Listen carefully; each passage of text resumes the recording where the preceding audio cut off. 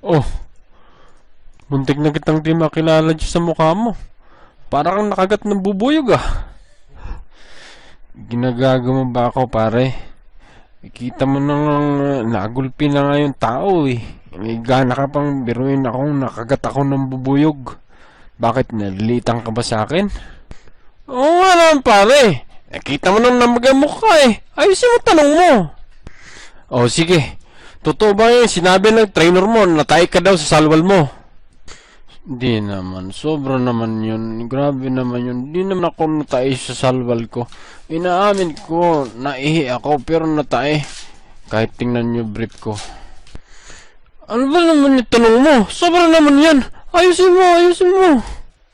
Ikaw Robert, ikaw tong nagsabi na natay itong si Margarito. Ba't mo naman sinisiraan tong bata mo? Di naman pala siya natay, naihilang daw. Sinungaling ka, gago ka. Wala akong sinabi na natay siya sa salwal. Tayo tayo dyan.